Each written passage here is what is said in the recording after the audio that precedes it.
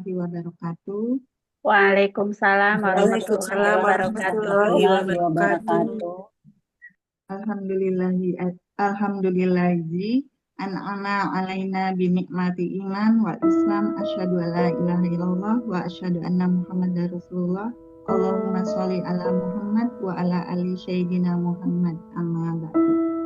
Yang pertama dan utama, mari kita panjatkan puji syukur kehadirat Allah Subhanahu wa taala atas rahmatnya sehingga kita dapat berkumpul dalam acara hari ini bertalubul ilmi. Semoga Allah Subhanahu wa taala melimpahkan rahmatnya kepada kita semua. Tak lupa sholawat serta salam selalu tercurahkan kepada Nabi besar kita, Habibana wa Nabiyana Muhammad Sallallahu Alaihi Wasallam, yang sangat kita harapkan syafaatnya di hari akhir. Allahumma.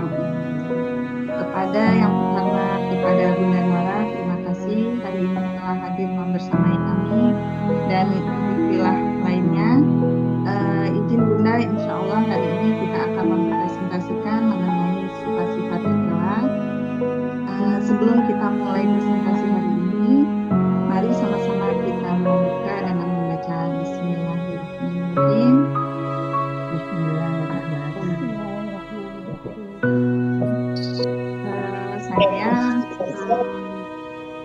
Saya Ketua Lipo Habibah sebelumnya akan memperkenalkan beberapa member dari Lipo Habibah. Yang pertama, saya Diana Sari dari Bekasi, Mbak Azizah dari Ambon, Ain Nuraini dari Ambon, Yudi Rafina dari Bekasi, Adela dari Bekasi, Desi dari Bekasi, Endah dari Jakarta, Nurliah dari Ambon, Iis Fitri dari Pangkal Pinang, Aisyah dari Pangkal Pinang, Irma dari Pangkal Pinang, dan Ibu Engma dari Pangkal Pinang. Kita mulai. Misi kami dalam presentasi ini antara lain meningkatkan pemahaman agama, membentuk pribadi yang berakhlak mulia, memperkuat ukhuwah Islamiyah, mengaplikasikan ilmu dalam kehidupan, serta menyebarkan nilai-nilai kebaikan. Allah Subhanahu wa taala telah menciptakan manusia dengan fitrah suci dan memerintahkan kita untuk menghiasi diri dengan akhlak mulia. Namun, di sisi lain ada sifat-sifat tercela yang sangat dibenci oleh Allah, yang tidak hanya merusak hubungan manusia dengan Tuhannya, tetapi juga hubungan manusia dengan sesama. Sifat-sifat tersebut antara lain sombong, ria, berkeluh kesah, namimah, egois, dan lain-lain. Sifat-sifat tersebut akan dibahas pada presentasi kami berikut ini. Yang pertama antara lain sombong. Sombong atau yang biasa disebut dengan istilah kibir, takabur, merupakan sifat di mana seseorang melihat dirinya sendiri lebih besar dan lebih hebat dari orang lain. Dia merasa dia lebih sempurna dibanding orang lain, dan orang lain itu terlihat lebih rendah di matanya. Ada beberapa ayat Al-Quran dan hadis Nabi yang menerangkan bahaya serta anjuran agar kita menjauhi sifat sombong atau takabur. Antara lain tertuang dalam surat Luqman ayat ke-18, janganlah kamu memalingkan mukamu dari manusia karena sombong, dan janganlah kamu berjalan di muka bumi dengan angkuh. Sesungguhnya Allah tidak menyukai orang-orang yang sombong lagi membanggakan diri. Kemudian terdapat juga dalam surat Al-Isra ayat ke-37, dan janganlah kamu berjalan di muka bumi ini dengan sombong, karena sesungguhnya kamu sekali-kali tidak dapat menembus bumi dan sekali-kali tidak akan sampai setinggi bumi. Surat Al-Isra ayat ke-37. Kemudian tertuang dalam hadis riwayat Muslim, kesombongan adalah menolak kebenaran dan merendahkan manusia. Ada satu hadis lagi, tidak akan masuk surga seseorang yang dalam hatinya ada sebiji zarah dari kesombongan. Ya, berikutnya akan dilanjut oleh Ibu Iis Fitri. Kepada Ibu Iis Fitri, saya persilahkan. Ya, baik. Terima kasih Bu Diana atas waktunya. Bismillahirrahmanirrahim. Di sini kami akan membahas tentang israf. Israf itu adalah perbuatan yang berlebihan dan menimbulkan dampak buruk bagi diri sendiri, lingkungan, maupun masyarakat. Dan Allah juga sangat membenci, sangat membenci kepada orang yang israf, menjadi temannya setan, tercela, dan membahayakan juga untuk diri sendiri. Dan ini dijelaskan juga di surat Al-Isra ayat 27. Sesungguhnya orang-orang yang pemboros itu adalah saudara setan, dan setan itu sangat ingkar kepada Tuhannya. Nah, di sini kita harus berusaha dalam segi kehidupan, berarti kita dalam segala hal harus hemat ya, karena berlebihan itu termasuk temannya setan, perbuatan setan. Na'udzubillahi min dzalik. Dan juga dijelaskan juga dalam surat Al-A'raf ayat 31. Dan janganlah kamu berlebih-lebihan, sesungguhnya Allah tidak menyukai orang-orang yang berlebihan. Allah juga sangat membenci, tidak menyukai dengan orang yang berlebihan. Itu dari segi kehidupan. Dari segi ibadah juga kita jangan berlebihan. Maksudnya dalam segi ibadah enggak berlebihan, misalkan karena kita mencintai sholat, karena sholat itu kebutuhan untuk akhirnya apa? Ya udah rawatibnya 12 rakaat, aku tambahin deh jadi 16 rakaat. Nah, itu kan berlebihan, itu berarti melebihi dari yang Rasul contohkan. Nah, misalkan itu dari segi ibadah. Dan juga ada hadis yang menjelaskan, hindarilah berlebih-lebihan dalam agama, karena sesungguhnya berlebih-lebihan itu al-khulu dalam agama telah membinasakan orang-orang sebelum kalian. Hadis riwayat An-Nasai, Ibnu Majah, dan Ahmad. Sudah jelas ya dari perintahnya tentang penjelasan israf berikut dari dalil Al-Qur'annya dan juga dari hadisnya. Dan selanjutnya boleh dilanjutkan tentang ujub. Nggak jauh-jauh beda Ibu ya. Jadi kalau ujub itu dan ria itu satu ya, adalah sifat tercela yang dapat merusak amal ibadah kita, hubungan sosial juga, dan kesehatan mental diri kita sendiri. Dampak dari ujub adalah merusak amal ibadah kita, menjauhkan kita dari Allah, merusak hubungan sosial kita, menimbulkan kebencian, berdampak buruk kepada kesehatan mental, melukai juga orang lain. Jadi ibadah kita jangan dirusak dengan kata ria, ingin dipuji, ingin terlihat baik oleh orang lain. Dan ini juga dijelaskan dalam surat Al-Kahfi ayat 104. Bismillahirrahmanirrahim, yaitu orang-orang yang sia-sia usahanya dalam kehidupan dunia, sedangkan mereka mengira bahwa mereka berbuat sebaik-baiknya. Maksud kata di sini Allah adalah dia sudah semaksimal mungkin ibadahnya dari segi wajibnya, dari segi sunahnya, tapi yang jadi permasalahannya ada sebercik sedikit di dalam hatinya, ada rasa bangga, ingin terlihat wah sama temennya, ingin terlihat baik sama di kalangan sosialnya. Nah, inilah yang merusak ibadah itu orang tersebut ya. Jadi semoga kita jauh dari kata ria dan ujub insya Allah ya. Dan ini juga dijelaskan juga dalam hadis, seseorang yang menyesali dosanya maka ia menanti rahmat Allah, sedang seseorang yang merasa ujub maka ia menanti murkanya Allah. Hadis Bukhari. Karena orang yang merasa ria itu gini, kalau misalkan kita berbuat salah, kita minta ampun terhadap Allah, insya Allah Allah mengampuninya. Tapi dari sifat ria itu, kalau bukan diri kita sendiri yang mengubahnya, itu merusak ibadah kita. Sehebat apapun ibadah kita, kalau terbersih ada rasa ujub dan ria itu, akhirnya gugur semua amal ibadahnya. Ini udah jelas dalam dalil Al-Quran dan juga hadisnya. Gitu mungkin selanjutnya dikembalikan kepada Ibu MC. Terima kasih Teh Iis. Kemudian kita lanjut ke bagian penjelasan riba yang akan disampaikan oleh Ibu Aisyah. Kepada Ibu Aisyah, saya persilakan. Ya, terima kasih.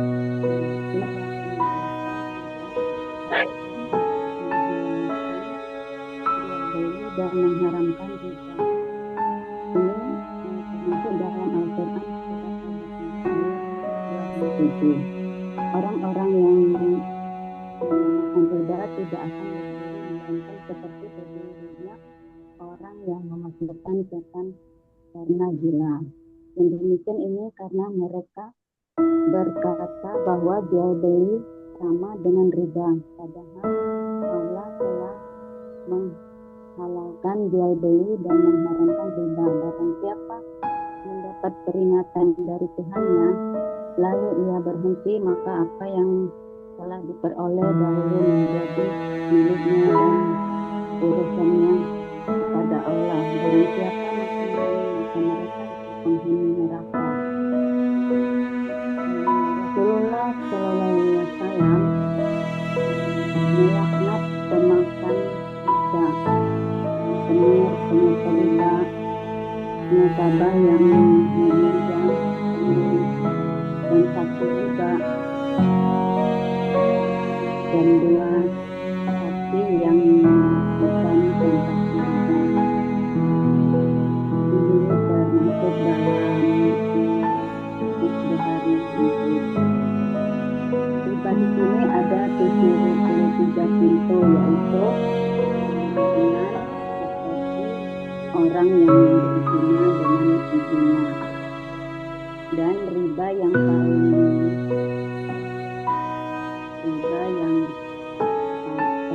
riba adalah kehormatan seseorang yang termasuk dalam hadis Bukhari, hadis Hakim 2259 dan disahkan oleh Al-Jannah.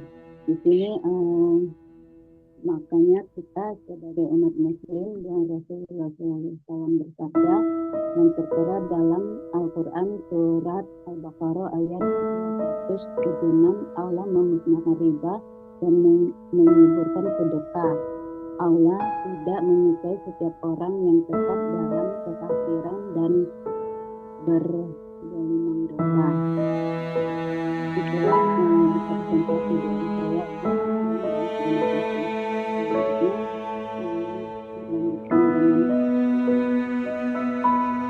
Terima kasih Bu Aisyah. Kemudian dilanjut oleh Ibu Endah dari Jakarta. Ya, kepada Bu Endah, silakan.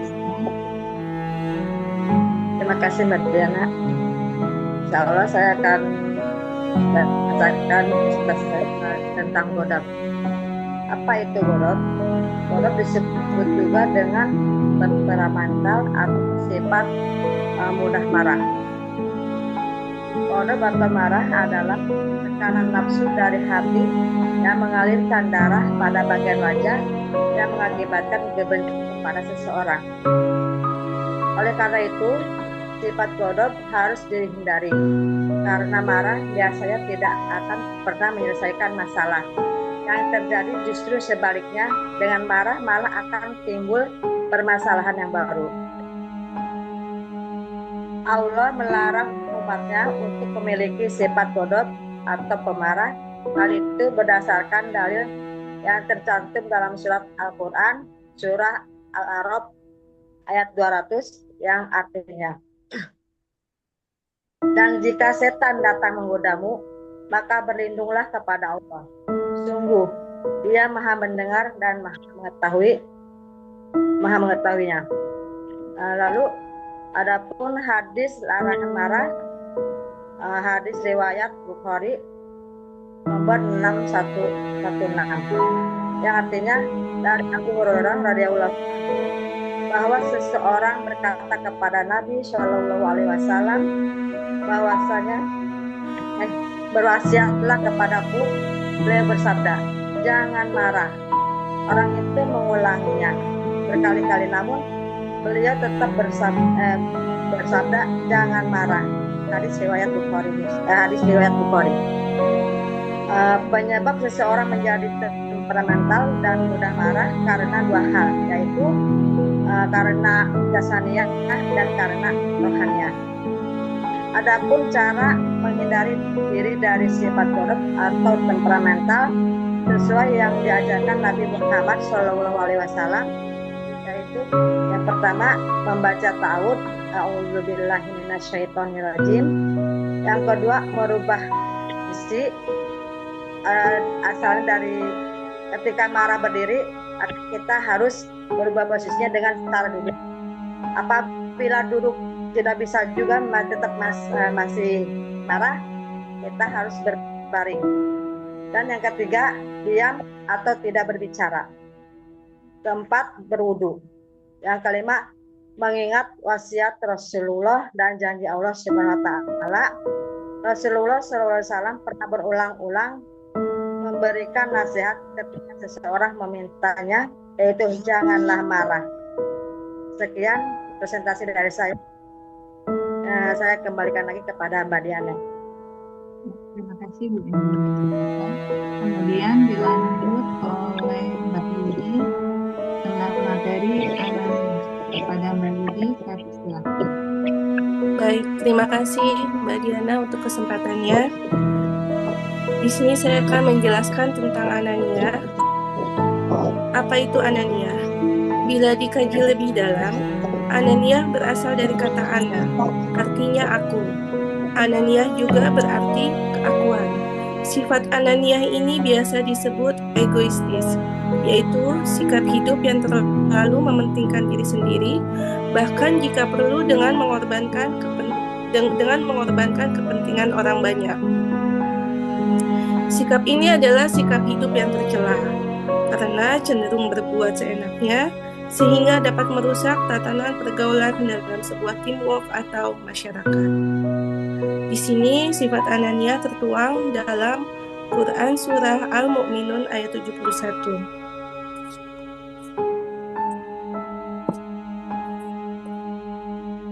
Yang akan saya bacakan, A'udzubillahi minasyaitonirrajim. Bismillahirrahmanirrahim. Walau ittaba'al haqqu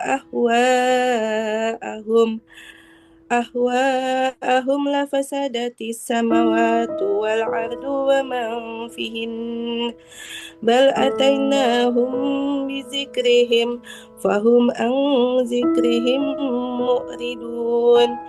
Yang artinya, dan seandainya kebenaran itu menuruti keinginan mereka, pasti binasalah langit dan bumi dan semua yang ada di dalamnya.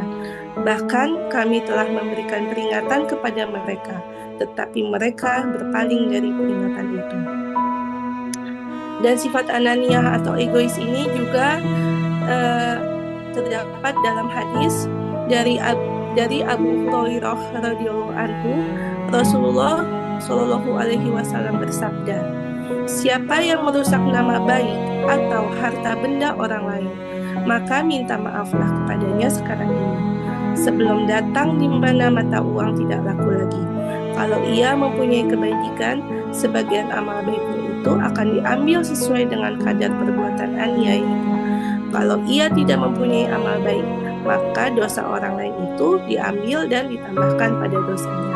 Hadis riwayat Bukhari. Jadi di sini dijelaskan, apabila kita berbuat egois atau zalim kepada orang lain, segeralah kita minta maaf kepadanya sesegera mungkin sebelum waktu terlambat. Jadi kalau misalkan kita mempunyai kebaikan, kalau kita belum meminta maaf kepada orang yang kita zalimi, yang kita telah bersikap egois kepada mereka, maka sebagian amal kebaikan kita itu akan diambil sesuai dengan kadar perbuatan aniaya atau kezaliman kita. Kalau ia tidak mempunyai amal baik, maka dosa orang lain itu akan diambil dan ditambahkan kepada dosa kita. Baik, untuk selanjutnya saya akan membacakan presentasi Mbak Adela dengan judul Keluh Kesah. Allah Subhanahu wa Ta'ala berfirman di Quran Surah Al-Ma'arij ayat 19-20 bahwa manusia memang diciptakan dengan salah satu sifat buruk, yaitu suka mengeluh. Begitu juga dengan hadis yang disampaikan bahwa apabila ada sesuatu, seringkali manusia berkata, "Coba kalau begini," atau "Coba kalau begitu." Padahal sebagai manusia yang beriman, sudah seharusnya kita yakin takdir Allah dan meyakini bahwa apapun yang terjadi adalah ketetapan Allah. Daripada berlarut-larut memikirkan apa yang sudah terjadi dan mengeluh atas apa yang terjadi, lebih baik kita fokus dengan apa solusi dari masalah tersebut. Allah menjanjikan bahwa sesudah kesulitan pasti ada kemudahan. Maka apabila kesulitan terjadi dan kita mengeluh, segeralah beristighfar kepada Allah dan memfokuskan diri dengan mencari solusi atas masalah tersebut. Untuk keluh kesah ini tertuang dalam Quran Surah Al-Ma'arij 70 ayat 19-20 yang berbunyi sebagai berikut. A'udzu billahi minasyaitonir rajim. Bismillahirrahmanirrahim. Innal insana khuliqa halu'an idza massahu saru jazua. Yang artinya, sungguh manusia diciptakan bersifat suka mengeluh. Apabila dia ditimpa kesusahan, dia berkeluh kesah. Dan untuk hadisnya tertuang dalam hadis riwayat Muslim yang berbunyi, mukmin yang kuat lebih baik dan lebih dicintai oleh Allah daripada mukmin yang lemah. Namun keduanya tetap memiliki kebaikan. Bersemangatlah atas hal-hal yang bermanfaat bagimu. Minta tolonglah pada Allah, jangan engkau lemah.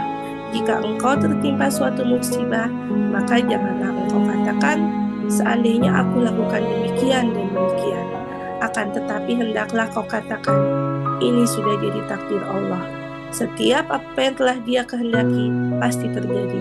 Karena perkataan kalau atau seandainya dapat membuka pintu syaitan.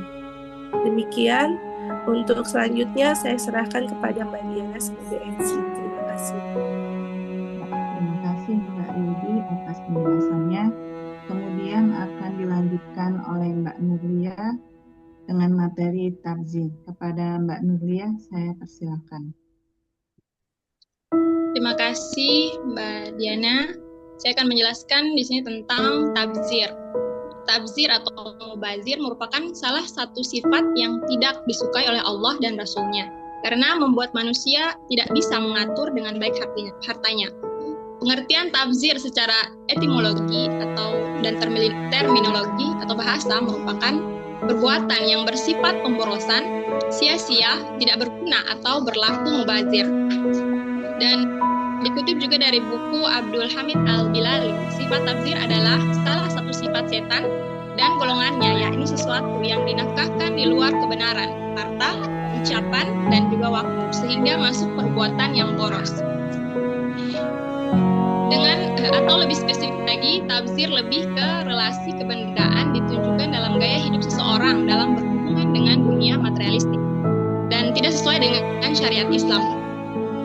Sehingga Allah Subhanahu wa taala berfirman dalam Quran surat Al-Isra ayat 27 yang berbunyi, Bismillahirrahmanirrahim.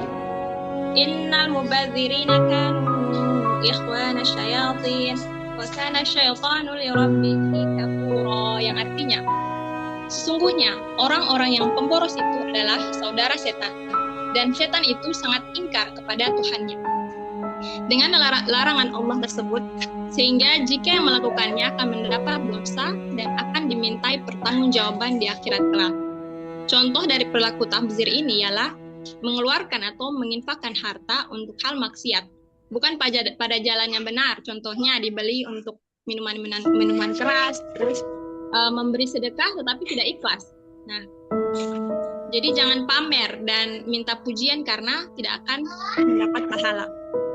Kemudian contoh lain juga yaitu membuang makanan yang masih layak untuk dikonsumsi, memasak atau membeli makanan lebih dari kebutuhan yang mengakibatkan pemborosan.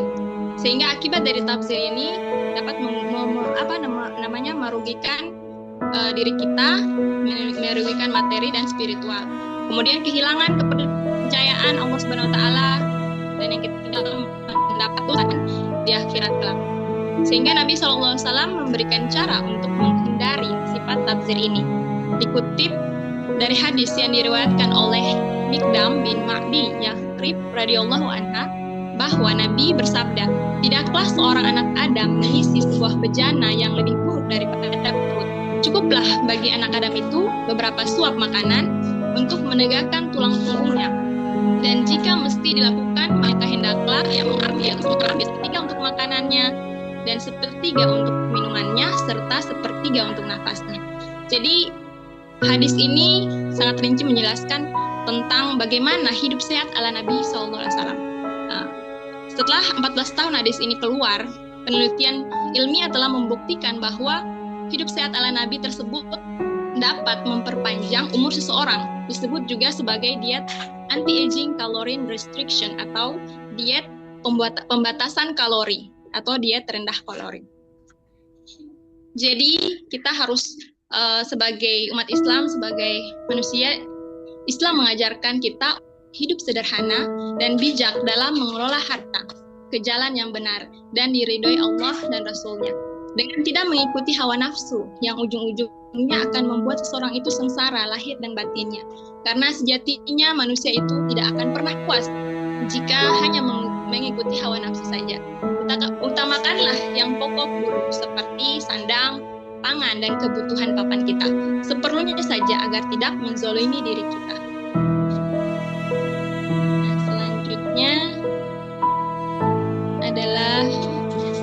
Nah, selanjutnya adalah presentasi dari Mbak Desi tentang hasad. Hasad adalah sifat dengki yang dapat merusak amalan dan kebaikan. Hasad dapat membuat seseorang tidak senang melihat orang lain mendapat nikmat, membicarakan keburukan orang lain, dan menghindari memberikan pujian kepada orang lain. Ciri-ciri orang yang ada sifat hasad yaitu senang melihat orang lain susah dan susah melihat orang lain senang. Dan dia juga akan berusaha merendahkan atau menghancurkan keberhasilan orang lain itu. Nauzubillah min dzalik. Dan terdapat dalam hadis Nabi yaitu iyyakum wa hasada fa innal hasada yaqulul hasanati kama ta'kulun naru haton, yang artinya jauhkanlah dirimu dari hasad karena sesungguhnya hasad itu memakan kebaikan-kebaikan sebagaimana api memakan kayu bakar. Hadis riwayat Abu Daud. Hasad adalah kejahatan energi tersembunyi yang dapat membahayakan manusia. Allah menyuruh kita untuk meminta perlindungan darinya. Allah Subhanahu wa taala berfirman, "Wa min syarri hasidin idza hasada." Yang artinya, dan dari godaan orang yang dengki apabila ia dengki. Quran surat Al-Falaq ayat 5. Hasad merupakan sifat yang tidak terpuji dan membawa dampak negatif dari diri sendiri dan juga orang lain. Seperti contoh sifat hasad ini bisa mengakibatkan penyakit ain, yaitu penyakit yang merupakan gangguan non-medis yang disebabkan oleh pandangan mata yang ada sifat kagum atau iri atau jahat terhadap sesuatu secara berlebihan. Yang mengalami sifat jahat diikuti respon jiwa negatif bisa mengalami rasa lelah tiba-tiba, kemudian sakit kepala tanpa sebab, sulit tidur, bahkan gangguan emosional seperti kecemasan berlebihan. Sehingga cara mengatasi diri kita dari perasaan hasad atau dengki ini yaitu harus banyak-banyak kita beristighfar mengingat Allah jika melihat keunggulan orang lain, teman kita atau tetangga kita atau keluarga kita. Mintalah perlindungan dan permohonan agar selalu dilindungi oleh Allah SWT agar tidak ada timbulnya rasa hasad ini.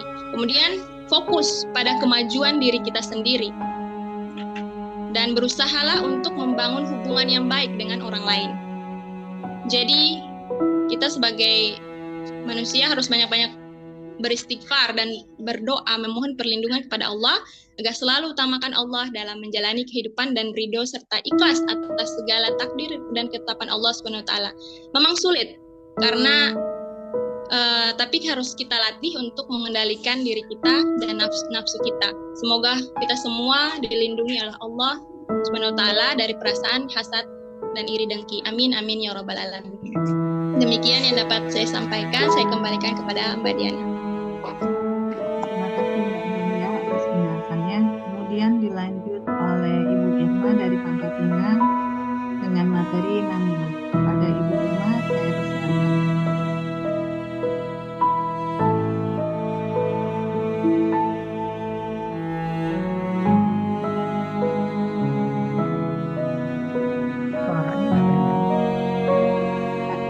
Irma masih di-unmute ya akunnya.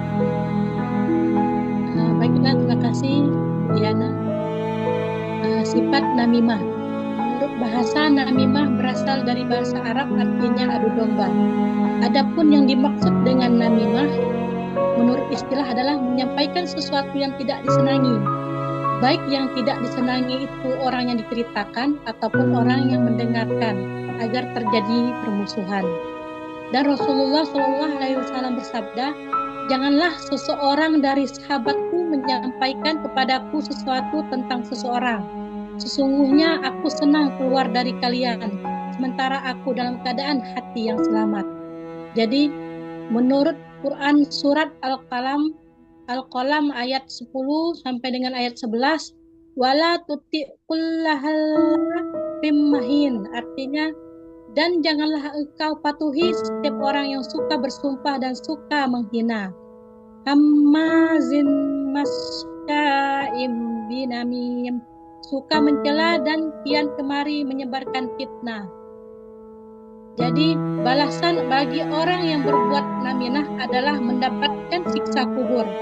Dalam sebuah riwayat diceritakan bahwa Rasulullah SAW melewati 2 kuburan. Beliau mendengarkan orang yang berada di dalamnya sedang disiksa oleh malaikat. Lalu beliau bersabda kepada sahabatnya, keduanya sedang disiksa. Mereka disiksa bukan karena melakukan dosa besar. Yang pertama suka berbuat namimah dan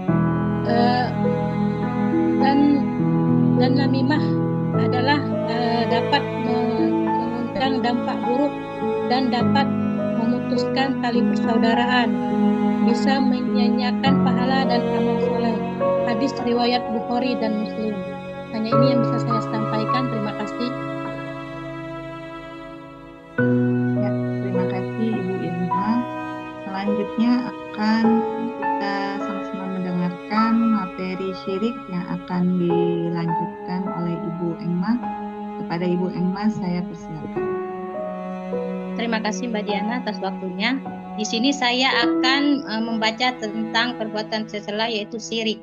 Syirik itu artinya menyekutukan Allah dengan selainnya yang diharamkan oleh Allah Subhanahu wa taala. Menurut Ar-Aghrib Al-Asahani, syirik itu terbagi 2. Syirik akbar yaitu syirik besar. Syirik dalam keyakinan yaitu meyakini adanya Tuhan selain Allah atau menyekutukan Allah dengan makhluk ciptaannya dalam hal ketuhanan. Kedua yaitu syirik kecil. Syirik kecil yaitu menyekutukan Allah dalam tujuan beribadat atau beramal kebaikan yang tujuannya untuk memperoleh pujian dari orang lain. Padahal tujuan beribadah dan beramal kebaikan itu seharusnya hanya untuk mencari keridhaan Allah Subhanahu wa taala. Kedua macam syirik tersebut hukumnya haram. Dan Allah Subhanahu wa taala tidak akan mengampuninya kecuali dengan bertaubat sebelum meninggal. Sebagaimana ditegaskan dalam firman Allah Subhanahu wa taala dalam surat An-Nisa 48 yang artinya sesungguhnya Allah tidak akan mengampuni dosa syirik dan Dia mengampuni segala dosa yang selain dari syirik itu bagi siapa yang dikehendakinya.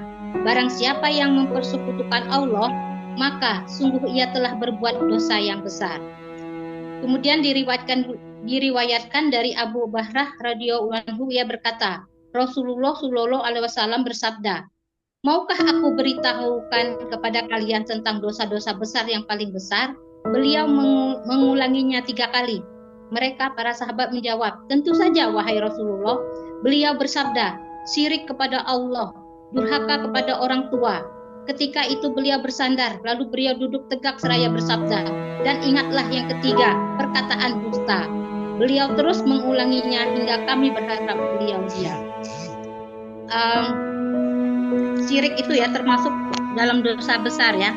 Di syirik itu bermacam-macam. Misalnya syirik bersifat dalam bentuk syirik tidak terhitung banyaknya.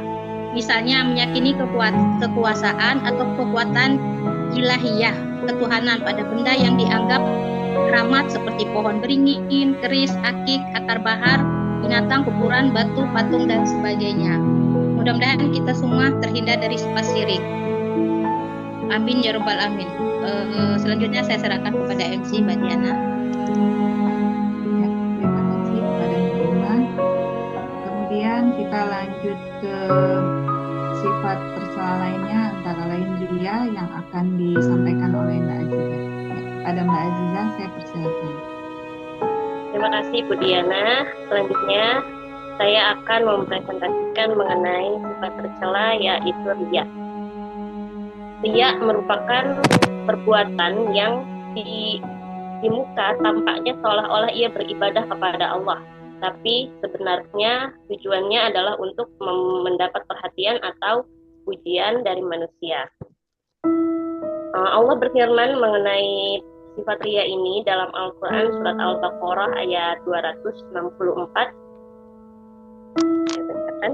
Bismillahirrahmanirrahim. Ya ayyuhalladzina amanu la tubtilu shadaqatikum bil manni wal adza kalladzi yunfiqu malahu ria'an nasi wa la yu'minu billahi wal yawmil akhir. Famasaluhu kamitsali safwanin alaihi turabun fa'asabahu wa bilu fatarakahu solda la yaqdiruna ala syai'im mimma kasabu wallahu la yahdil qaumal kafirin. Yang artinya, wahai orang-orang yang beriman, janganlah kamu merusak pahala sedekahmu dengan menyebut-nyebut pemberian itu dan menyakiti perasaan si penerima, seperti orang yang menginfakkan hartanya karena ria kepada manusia dan dia tidak beriman kepada Allah dan hari akhir. Perumpamaan orang itu seperti batu licin yang di atasnya ada tanah, kemudian batu itu terkena hujan lebat sehingga bersih, tidak tersisa tanah sedikit pun. Mereka tidak memperoleh apa-apa dari apa yang mereka kerjakan, dan Allah tidak memberi petunjuk kepada orang-orang kafir.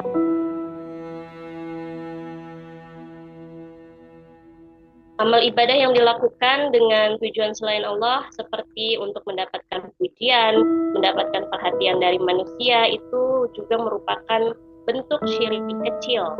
Dalam sebuah hadis diriwayatkan oleh Imam Ahmad dan Al-Baihaqi yang berbunyi artinya sebagai berikut. Dari Syaddad bin Aus radhiyallahu anhu, Rasulullah bersabda, barang siapa yang sholat untuk riya, maka ia telah berbuat syirik.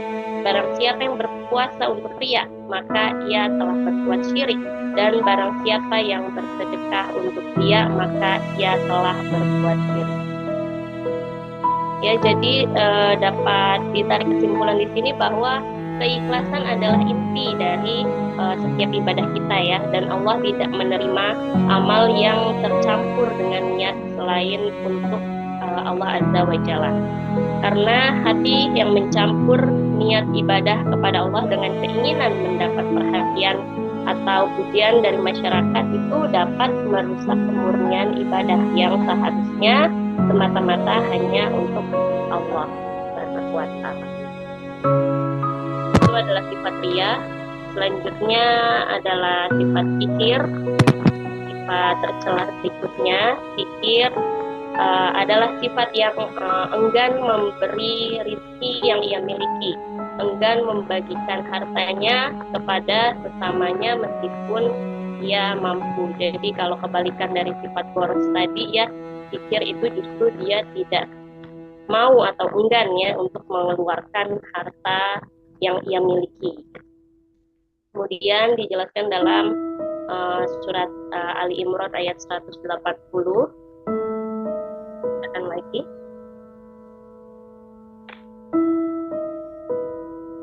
Wala yahsabanna allazina yabkhaluna bima atahumullah min fadlihi huwa khairul lahum bal huwa syarrul lahum sayuqawwafuna ma bakhilu bihi yaumal qiyamah wallahi miratul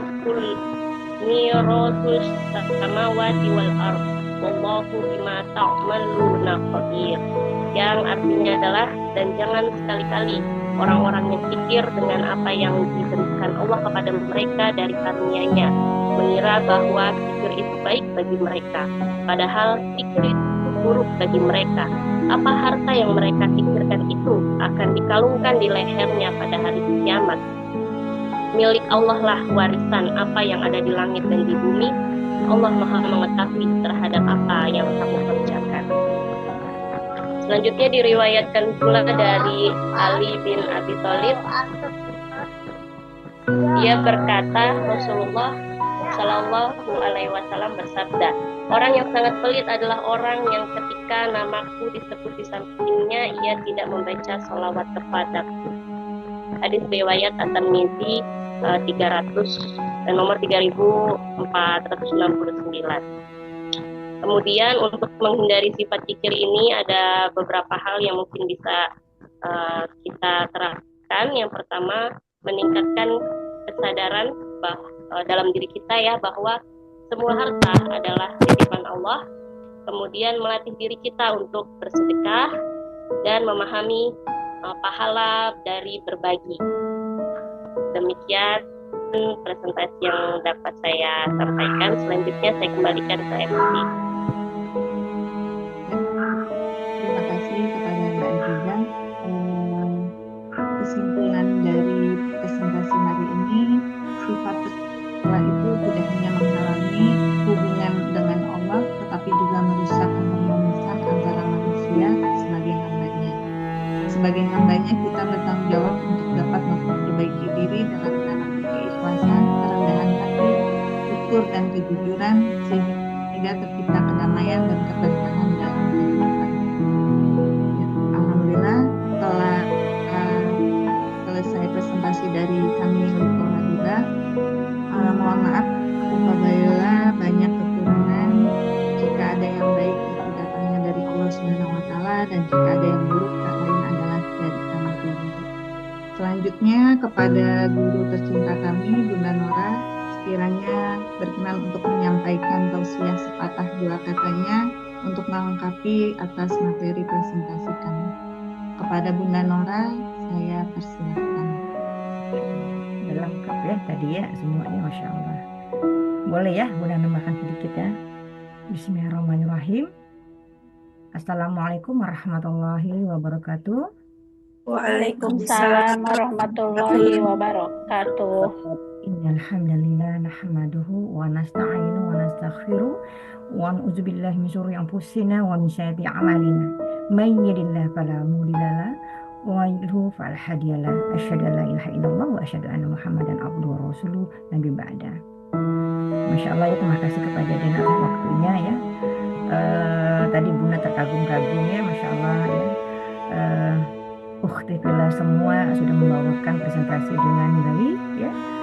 Mudah-mudahan ini menjadi wasilah kita semua untuk istiqomah dengan kita memahami ayat Al-Quran, memahami hadis, menjadi reminder kita untuk terjaga dari sifat tercela. Jika kalaupun kita terperosok khilaf ya, namanya manusia ya, khilaf nyerempet dikit lah ya, nyerempet dikit dengan cepat-cepat tercela. Tadi gimana Nur? Segera beristighfar, segera bertobat kepada Allah. Ini ada, iya, betul. Ada salah satu sifat yang memang lupa, itu tentang mencela. Mungkin boleh dibaca, Teis, dibaca Al-Quran cuma artinya surat Al-Hujurat ayat 11 sedikit ya, sebentar, karena ini memang biar mudah ngerusum ya, kita dari ikhlas terhindar sifat tercela. Nanti ada satu sifat yang membuat kita gampang banget ini gitu. Ini di luar yang tadi ya. Silakan.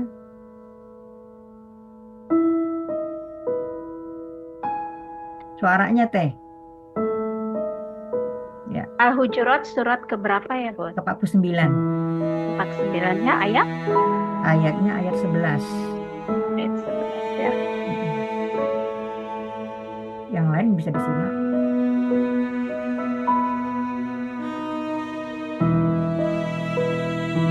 Ayat 11. A'udzu billahi minasyaitonir rajim. Bismillahirrahmanirrahim. Ya ayyuhalladzina amanu la yaskhar qaumun min qaumin asa ayyakunu khairan minhum wa la nisaa'un min nisaa'in asa ayyakunna khairan minhun wa la tamizu anfusakum wa la tanabazu bil alqab bisal islamul fusuq ba'dal iman wa man lam yatub fa ulaika humuz zalimun. Wahai orang-orang yang beriman, janganlah suatu kaum mengolok-olok kaum yang lain, karena boleh jadi mereka yang memperolok-olokan lebih baik dari mereka yang mengolok-olok. Dan janganlah pula perempuan-perempuan mengolok-olokan perempuan-perempuan lain, karena boleh jadi perempuan yang diperolok-olokan lebih baik dari perempuan yang mengolok-olok. Janganlah kamu saling mencela satu sama lain, dan janganlah saling memanggil dengan gelar-gelar yang buruk. Seburuk-buruk panggilan adalah panggilan yang buruk atau fasik setelah beriman. Dan barang siapa tidak bertobat, maka mereka itulah orang-orang yang zalim.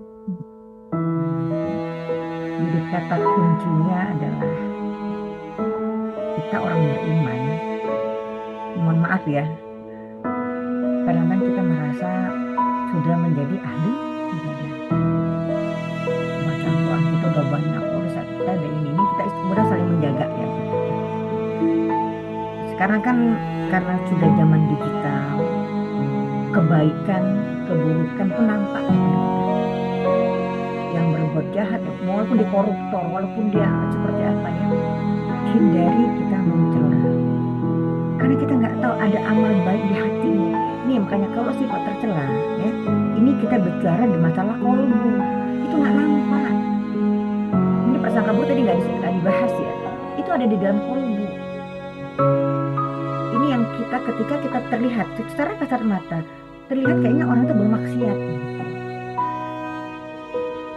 Nah ini jangan sampai apa yang kita lihat itu mengeluarkan kata-kata yang kayak kita merendahkan orang itu, mencela, dia mah begini, sekalipun dia pun buruk di mata kita, di mata masyarakat, jangan kita keluar dari statement kita, gitu. Karena Allah murka gitu loh. Dan ingat ya, pintu tobat Allah itu diberikan kepada siapapun umatnya yang beriman, ya, yang pernah tergelincir dalam dosa, akan diberikan ya. Yang namanya range untuk bertobat itu sampai kapan? Sampai nanti ajalnya tiba. Artinya kita tidak punya hak untuk mengklaim orang, menjudge orang. Ini orang jahatnya orang ini, nggak bisa. Dengan teman-teman kita yang mungkin dulu liko, sekarang nggak liko, kita doakan saja, gitu kan. Karena apa ya, memang masya Allah ya, itu kalau Bunda bilang kesulitan yang paling tinggi ya. Bisa dilihat nanti di surat Al-Baqarah 222 ya. Innallah yuhibbut tawwabina wa yuhibbul mutatahhirin. Jadi Allah itu mencintai. Ingat ya, ketika kita bertobat, bisa gini, ada orang-orang yang mohon maaf yang mungkin terjerembab lah gitu ya di dalam dosa-dosa sifat tercela. Atas izin Allah, setelah itu dia bertobat, ingat biasa orang ahli maksiat, dia naik tingkat menjadi orang yang dicintai sama Allah hanya karena dia bertobat. Nah, pintu tobat itu sampai kapan? Saat ini oke lah, dia status dia seorang yang bermaksiat. Kalau sebelum dia meninggal atau sebelum ajalnya tiba dia sudah bertobat, insya Allah. Kita sudah pernah belajar di Arba'in, ya. Arba'in hadis ketiga. Selama hidupnya dia melakukan ahli ibadah, benar, ya. Pada saat mau meninggal, dia melakukan ahli surga, masuk surga. Nah, disinilah sebenarnya Allah Maha tahu kolbu. Jadi makanya kualitas ibadah seseorang itu tidak bisa dilihat dengan mata. Ini yang disebutkan apa? Namanya ikhlas itu. Kembalikan lagi kita ke materi awal tentang ikhlas, ya. Perbaharui ikhlas setiap hari. Rasulullah memberikan contoh zikir pagi dan petang, ya. Bermaksiat malam, perbaharui lagi tauhid kita pada saat pagi, ya. Siang keceplosan ngegibah orang, keceplosan ngomel-ngomel, keceplosan misalnya kita berprasangka buruk, ya. Perbaharui lagi istighfar, perbaharui lagi tuh pada saat sore dengan melafazkan al-ikhlas 3 kali. Terus kita minta perlindungan sama Allah dengan 2 surat, Al-Falaq dengan An-Nas. Ini kan Masya Allah, kita itu ya ibaratnya tuh software-nya sudah dikasih nih, petunjuk-petunjuknya. Kalau begini ini solusinya, semua sudah ada, tinggal kita mau atau tidak melaksanakannya. Disinilah kenapa pentingnya kita baca Al-Ikhlas 3 kali minimal ya. Kalau lagi sholat kan kita setelah sholat kita baca ya Al-Ikhlas, Al-Falaq, An-Nas. Yang tidak sholat paling tidak sore pada saat zikir petang dan pada saat zikir pagi. Itu minimal memperbaharui tauhid kita dengan membaca Al-Ikhlas. Kemudian kita mohon perlindungan sama Allah. Perlindungan dari mana? Dari sifat-sifat tercela tadi gitu. Kita tidak akan pernah mendapatkan rahmat Allah, berusaha untuk melaksanakan amal ibadah kalau Allah tidak mengizinkan. Artinya saat ini kita masih terjaga dalam amal soleh karena atas rahmat Allah, ya. Jadi jangan sampai kita sudah berikhtiar kita gampang untuk menjudge, ya alhamdulillah ya udah ngerasa ujub ya. Ini sedikit ujub itu bukan ujub yang kayak model kayak Fir'aun gitu ya, tetapi sedikit aja artinya gini ya alhamdulillah aku sekarang sudah bisa 2 juz sehari gitu. Itu nggak tanpa kita sadari gitu. Nah itu yang makanya Bunda bilang ayo harus memang kita sering-sering mengasah hati ya, terutama pada saat kita melakukan zikir pagi dan petang. Coba kembalikan lagi kepada Allah. Ikhlas itu kan memurnikan semua ibadah lillah karena Allah tanpa pamrih, ya. Kita memberi, ya, membuat kebaikan dari orang tua di An-Nisa ayat 36 ya kan, dari orang tua, kerabat sampai anak saya. Iya. Kalau nggak dipuji, nggak boleh kita ngeluh, ya. Itu kan tanda-tanda nggak ikhlas. Kalaupun dipuji tidak boleh ujub. Berat ya Bun, ya. Tapi itulah ya, kita ditantang cuma hanya itu. Makanya kenapa kita memperbaharui tauhid kita setiap saat. Itu harga mati kalau Bunda bilang untuk zikir pagi petang. Disitulah kita paling tidak kayak ngisi bensin ya, ngecas sebentar gitu ya Teh ya, gitu ya. Ngecas sebentar ya. Insya Allah kan ini sudah pada rutin ya. Nulia, Bu Irma, udah ya. Nah itu kalau lama-lama kan kita nggak nginiin ya, dengan kita ngisi list ya, tidak ada yang berat kan? Ya. Pembelajaran buat terbiasa. Betul ya. Tapi insya Allah karena kita diukuah, kalau Bunda merasa insya Allah ibu-ibunya terhindar dari rasa ujub. Ini kan kita saling mengingatkan. Benar gak dia nak? Saling mengingatkan kan? Tujuannya itu. Ya, oke itu aja. Mudah-mudahan apa yang tadi telah disampaikan sama ibu semua bisa menjadikan wasilah untuk menjadi menjadi muslimah yang lebih baik. Kuncinya apa? Saling mengingatkan, kalau lupa di ini ya, disenggol-senggol dikit gitu ya. Ya, itu sesungguhnya bukan buat orang lain, tapi buat diri kita sendiri. Sepakat ya? Ya, oke. Itu aja dari Bunda ya. Karena memang sudah lengkap. Insya Allah kita nanti akan ketemu lagi di presentasi berikutnya ya. Barakallahu fiik. Bunda kembalikan kepada Ibu MC. Terima kasih Bunda atas tausiahnya.